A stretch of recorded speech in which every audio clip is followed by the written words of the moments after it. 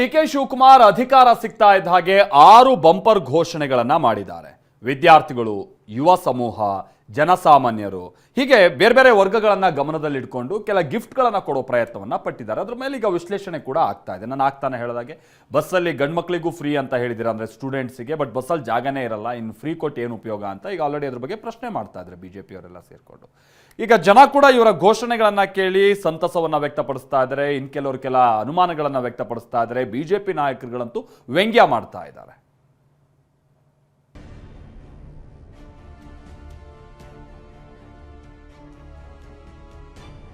ವಿದ್ಯಾರ್ಥಿಗಳಿಗೆ free bus pass ಅನ್ನ ಕೊಡ್ತೇವೆ. ಹಳ್ಳಿಗಳಿಗೆ ಬಸ್ ಇಲ್ಲ, ನೇತಾಡ್ಕೊಂಡು ಹೋಗ್ತಾರೆ. ಮುಂದಕ್ಕೆ ಪ್ರೈವೇಟ್ ಎಂಪ್ಲಾಯ್ಮೆಂಟ್ ಎಕ್ಸ್ಚೇಂಜ್, ಭೂ ಗ್ಯಾರಂಟಿ, 6ನೇ ಗ್ಯಾರಂಟಿ, ಇದು ಇಡೀ ರಾಜ್ಯಕ್ಕೆ ವಿಸ್ತರಿಸಬೇಕು ಅಂತ ತೀರ್ಮಾನ ಮಾಡಿದ್ದೇವೆ. ಈ 40,000 ಕೋಟಿ ರೂಪಾಯಿಯನ್ನ ಈ 6 ಯೋಜನೆಗಳಿಗೆ ಹೇಗೆ ಕ್ರೋಢೀಕರಿಸ್ತೀರಿ? ಅದೆಲ್ಲ ನಂಬರ್ಸ್ ಏನು ಕೇಳಕ್ ಹೋಗ್ಬೇಡಿ. ಇದು ಡಿ ಕೆ ಶಿವಕುಮಾರ್ ಗೌರ್ಮೆಂಟ್, ಇದು ಡಿ ಕೆ ಶಿವಕುಮಾರ್ ಗೌರ್ಮೆಂಟ್, ಇದು ಡಿ ಕೆ ಶಿವಕುಮಾರ್ ಗೌರ್ಮೆಂಟ್.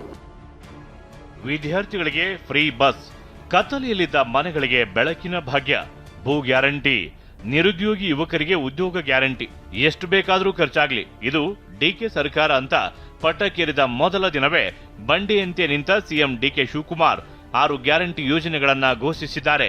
ನಾನು ಎಷ್ಟಾರಾಗ್ಲಿ, ಎಷ್ಟು 1000 ಕೋಟಿ ಯಾರಾಗ್ಲಿ, we will face it, we will do it.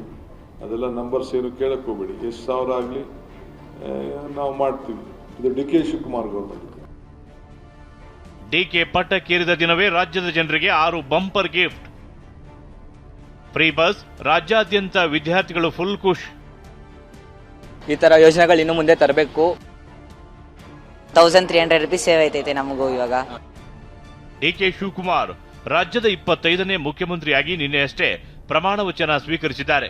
ಚುಕ್ಕಾಣಿ ಹಿಡಿದ ಮೊದಲ ದಿನವೇ ಸಚಿವ ಸಂಪುಟ ಸಭೆ ನಡೆಸಿದ ಡಿಕೆ ನಾಡಿನ ಜನತೆಗೆ 6 ಗಿಫ್ಟ್ ನೀಡಿದ್ದಾರೆ. ರಾಜ್ಯದ ಎಲ್ಲಾ ಶಾಲಾ ಕಾಲೇಜು ವಿದ್ಯಾರ್ಥಿಗಳಿಗೆ ಉಚಿತ ಬಸ್ ಪಾಸ್ ನೀಡುವ ಮಹತ್ವದ ನಿರ್ಧಾರವನ್ನ ಡಿಕೆ ಶಿವಕುಮಾರ್ ಘೋಷಿಸಿದ್ದಾರೆ. ಇದರಿಂದಾಗಿ ಬಡ ಮತ್ತು ಮಧ್ಯಮ ವರ್ಗದ ಲಕ್ಷಾಂತರ ವಿದ್ಯಾರ್ಥಿಗಳಿಗೆ ಆರ್ಥಿಕವಾಗಿ ದೊಡ್ಡ ರಿಲೀಫ್ ಸಿಗಲಿದೆ.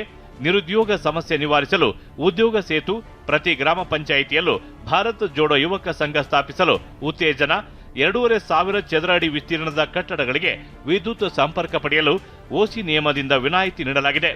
ಬೆಂಗಳೂರಿಗೆ ಅಷ್ಟೇ ಸೀಮಿತವಾಗಿದ್ದ ಬಿ ಖಾತೆಯನ್ನ ಎ ಖಾತೆಯನ್ನಾಗಿ ಪರಿವರ್ತಿಸುವ ಮಹತ್ವಾಕಾಂಕ್ಷಿ ಯೋಜನೆ ರಾಜ್ಯಾದ್ಯಂತ ವಿಸ್ತರಿಸಲಾಗಿದೆ. ಅಲ್ಲದೆ ರಾಜ್ಯದ ರಸ್ತೆಗಳ ಸುಧಾರಣೆಗಾಗಿ ಬರೋಬ್ಬರಿ 2,000 ಕೋಟಿ ರೂಪಾಯಿಗಳ ಬೃಹತ್ ಪ್ಯಾಕೇಜ್ ಘೋಷಿಸಲಾಗಿದೆ.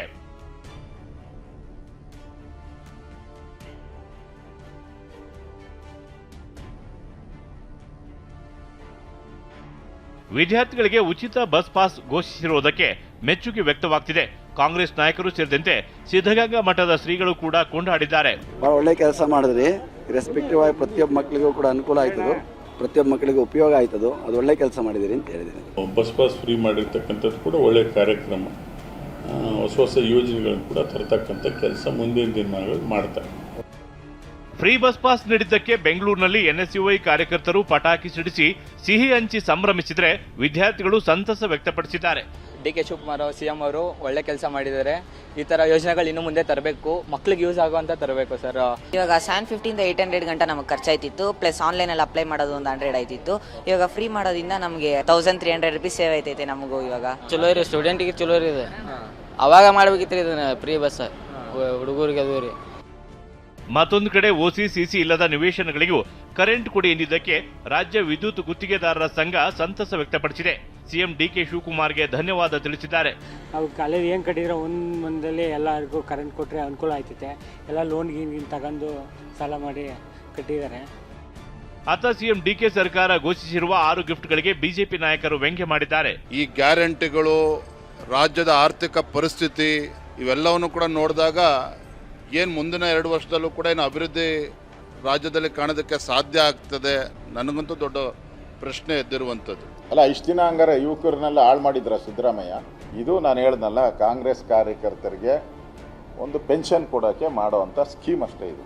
ಉತ್ತರ ಕರ್ನಾಟಕ ಭಾಗದಲ್ಲಿ ಎಲ್ಲ ಶಾಲೆಗಳು ಮುರಿದು ಬಿದ್ದೋತಾ ಇದೆ ಅಂತ. ಮಕ್ಕಳು ಒಳಗಡೆಗೆ ಹೋಗೋಕ್ಕಾಗ್ತಾ ಇಲ್ಲ, ಶಾಲೆ ಒಳಗಡೆಗೆ ಹೋಗೋಕ್ಕಾಗದ ಪರಿಸ್ಥಿತಿ. ಅಲ್ಲ, ಮಕ್ಕಳನ್ನೇ ಒಳಗಡೆ ಹೋಗೋಕ್ಕಾಗದ ಇಂಥ ಶಾಲೆಗಳು ಇರುವಂಥ ನೀವು ಇನ್ನು ಯುವಕರಿಗೆ ಈ ಹಣ ಕೊಟ್ಟು ಮತ್ತು ಈ ಹಣ ಪೋಲಾಗೋ ಅಂಥದ್ದಕ್ಕೆ ಇನ್ನೊಂದು ದಾರಿ ಹುಡುಕ್ತೀರ ಅಷ್ಟೇ. ವಿದ್ಯಾರ್ಥಿಗಳಿಗೆ ಉಚಿತ ಬಸ್ ಪಾಸ್ ಮಾಡಿದ್ದೀರಿ, ಸಂತೋಷ. ಬಸ್ ಕೊಡಿ. ಹಳ್ಳಿಗಳಿಗೆ ಬಸ್ ಇಲ್ಲ, ನೇತಾಡ್ಕೊಂಡು ಹೋಗ್ತಾರೆ. ಇರೋ ಒಂದೊಂದು ಬಸ್ಸು, ಆ ಬಸ್ಗಳಲ್ಲಿ ಬಸ್ ನಿಲ್ಲಿಸೋದೇ ಇಲ್ಲ. ಅದೇನೇ ಇರಲಿ, ಅಧಿಕಾರ ವಹಿಸಿಕೊಂಡ ಮೊದಲ ದಿನ ಮೊದಲ ಸುದ್ದಿಗೋಷ್ಠಿಯಲ್ಲಿ ರಾಜ್ಯದ ಜನತೆಗೆ ಡಿಕೆ ಶಿವಕುಮಾರ್ ಬಂಪರ್ ಘೋಷಣೆ ಮಾಡಿದ್ದಾರೆ. ಇದು ನೀವು ಕೊಟ್ಟ ಅಧಿಕಾರ, ಜನಸೇವೆಯೇ ಜನಾರ್ದನ ಸೇವೆ ಅಂತಿರುವ ಡಿಕೆ ಸರ್ಕಾರದ ಮೇಲಿನ ನಾಡಿನ ಜನತೆಗೆ ಬೆಟ್ಟದಷ್ಟು ನಿರೀಕ್ಷೆ ಮೂಡಿಸಿರುವುದಂತೂ ಸತ್ಯ. Bureau report, TV9.